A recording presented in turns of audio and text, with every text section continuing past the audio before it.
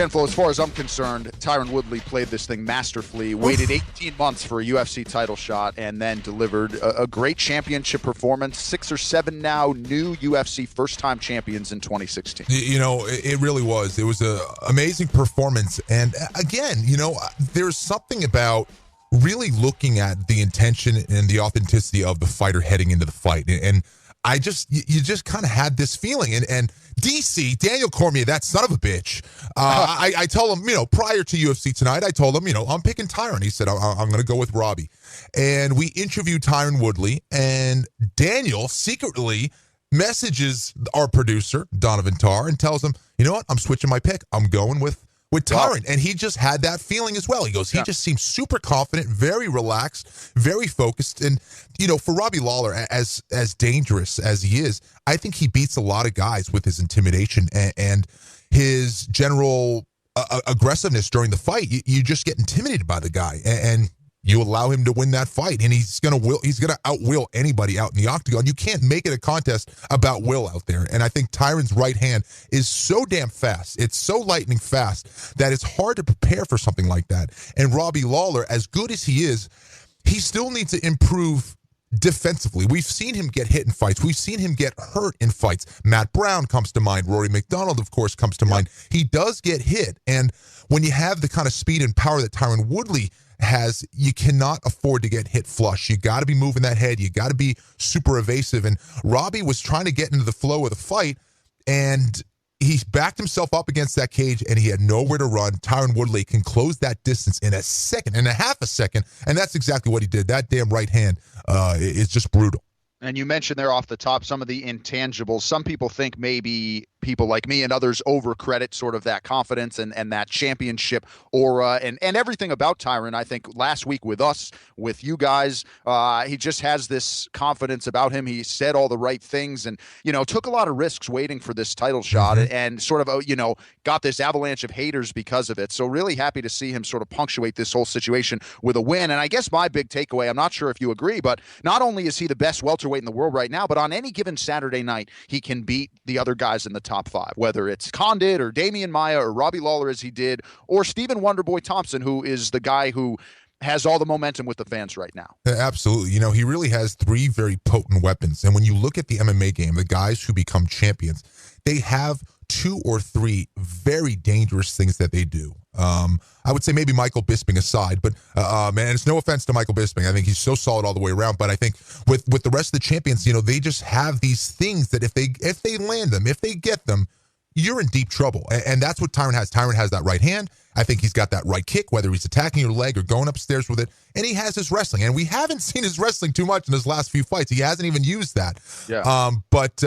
This is a guy, I absolutely agree with you, that can beat anyone in the welterweight division. He's the champion right now, and I like his chances against anyone out there.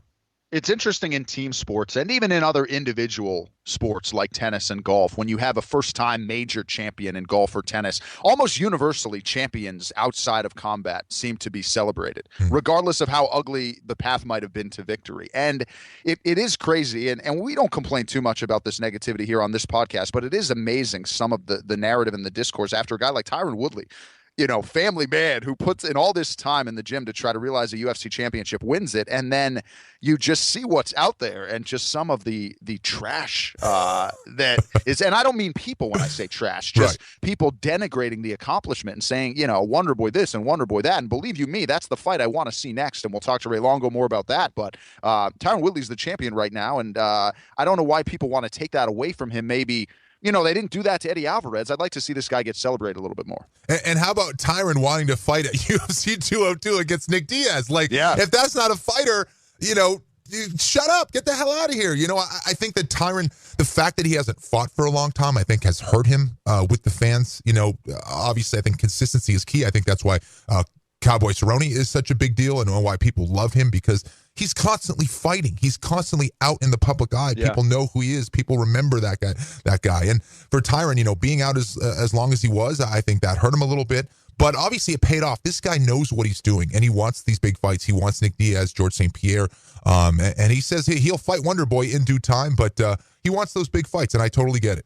And he made a bunch of money certainly this weekend and will because he became champion. And it's time to buy school supplies right now. So this is a very good thing. He can afford, if he wants to get like highlighters in different colors for his kids, like he can afford it all right now. He's got a podcast producer to pay too. There you go. That's right.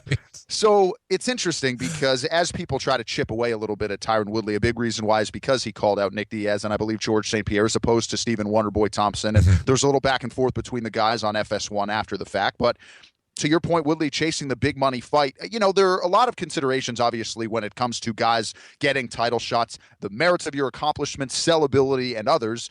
To me right now, I think Wonderboy might just be too hard to deny. I would have no problem with Nick Diaz, who is now eligible, even though he is coming off a loss to get a title shot. But I do think the Wonderboy Woodley fight has a lot of legs. And I think whether Tyron wants it or not, I think that's probably the fight that's going to happen.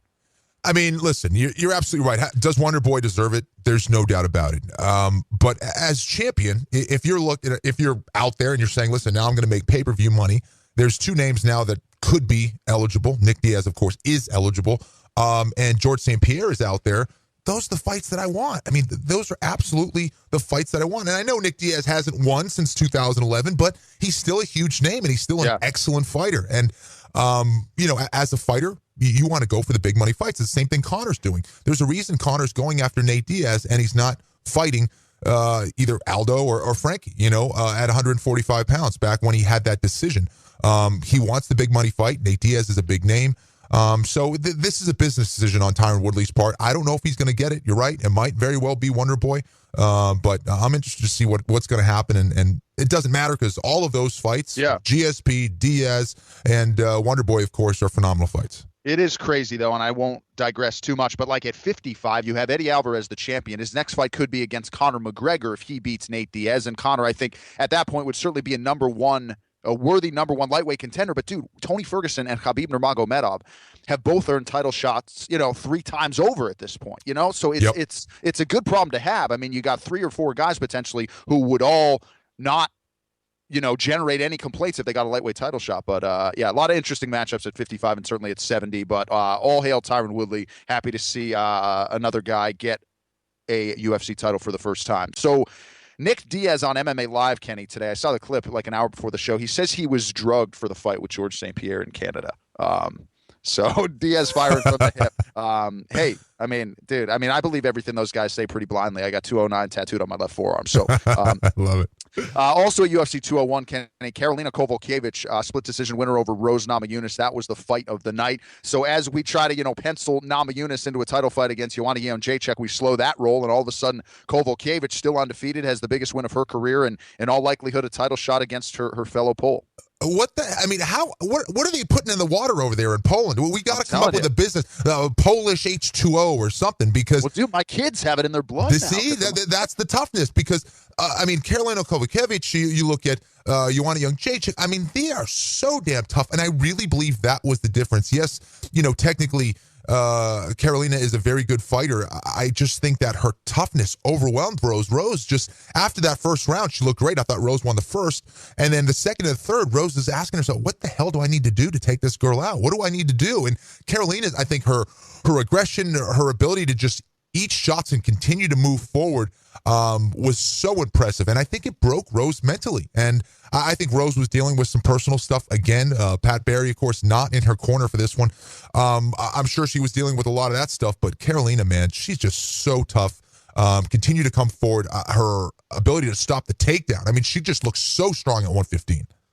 She has such a pleasant way about her, and then they close that door and all hell breaks loose, So that's going to be an interesting title fight if that is the one that materializes. And I believe they said on the broadcast, Jędrzejczyk was the one who wanted Kowalkiewicz in the UFC to potentially set up this type of matchup, and now it looks like it might be on the horizon. So big ups there, and we'll see how Namajunas rallies. I still think eventually she'll find her way back into a UFC championship opportunity, but the road gets decidedly more difficult after what happened there. Jake Ellenberger knocks out Matt Brown in another episode of Anything Can and Does Happen in the world of mixed martial arts. Ellenberger, of course, as is well documented, had lost 5 of 6, flies to Las Vegas to try to save his job, and with this win over Matt Brown, he's bought himself potentially another 18 months or so in the UFC. I guess, and I've said in interviews since Saturday night that when you put yourself in good shape and you can make the walk healthy and you have power and you have tools, you can do special things. And I think that's what Jake was able to do Saturday. Absolutely. And I think his big hurdle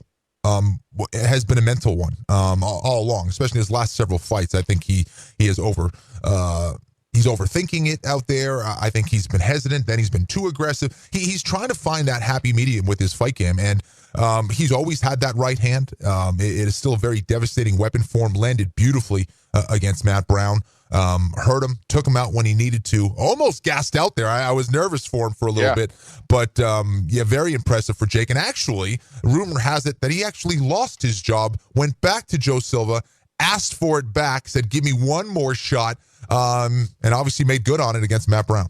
Yeah, and that one opportunity could now equate to 2 more UFC fights, if not more. And certainly as the father of a young boy, that's pretty good thing for Jake Ellenberger. For Matt Brown, father of 3, people probably so sick of me hammering the father thing. But for Matt Brown, Kenny, he's won most of the fights that he's been favored to win, and he's a hard guy to finish. He took all those body shots against Eric Silva in Cincinnati and was able to eat them all, but couldn't eat this one from Ellenberger. This is a pretty big setback for him in terms of, any championship hopes. It is. He has been susceptible to being hit as well, kind of like Robbie Lawler. Sometimes, his toughness, or I'd say sometimes, many times, his toughness is what saves him.